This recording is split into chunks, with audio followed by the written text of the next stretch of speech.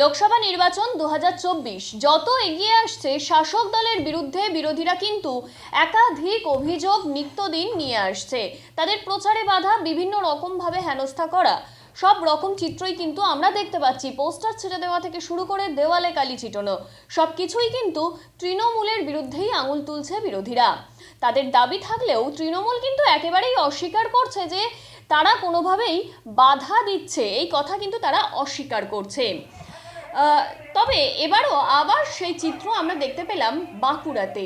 বাঁকুড়ার বিষ্ণুপুর, সেখানে বিজেপি প্রার্থী হয়েছেন সৌমিত্র খাঁ। সেখানে সৌমিত্র খাঁর দাবি যে বিজেপি কর্মীদের মিথ্যে মামলার জন্য গ্রেপ্তার করা হচ্ছে, আর তার দাবিতেই বিজেপি কিন্তু ইন্দাস থানার সামনে বিক্ষোভ জানিয়েছেন। তৃণমূলের ঘর হিসেবে পরিচিত বাঁকুড়ার ইন্দাস, সেই ইন্দাসেই এবার পুলিশের বিরুদ্ধে বিজেপি কর্মীদের মিথ্যা মামলায় ফাঁসানোর অভিযোগ তুলল বিজেপি খোদ। বিষ্ণুপুরের বিজেপি প্রার্থী সৌমিত্র খাঁ এই দিন সেই অভিযোগ কিন্তু নিজেই করেছেন, সেই চিত্রই আপনাদের সামনে। শেখ হামিদ তো 2021 বলে নাকি একজনকে মার্ডার করেছিল, তার নাকি নাম সিবিআই তো নাকি আছে শুনেছি। তিনি সেই সময় ব্লক প্রেসিডেন্ট ছিলেন, তিনি সব জায়গায় তো আবার হুমকি দিচ্ছেন। তো সেই জন্যই কোথাও শেখ শাহজাহান আছে, কোথাও শেখ হামিদ আছে। গ্রেপ্তারের দাবি জানালেন? হ্যাঁ, আমরা তো দাবি জানাবোই।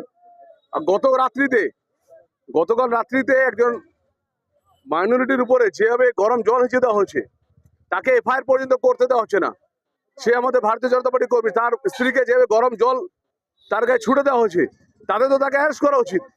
তাকে সে হাসপাতালে ভর্তি হয়েছে, তাকে আপনার সে ভয়ে আমাদেরকে বলতে পারছে না কিছু, তাকে ইমিডিয়েট অ্যারেস্ট করা উচিত।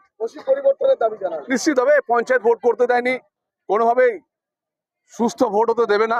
এবং সবচেয়ে বড় কথা হলো, ইললিগেল যে বালি চলছে, সেই বালির টাকা নির্বাচনের কাজে লাগছে, যা অত্যন্ত লজ্জার।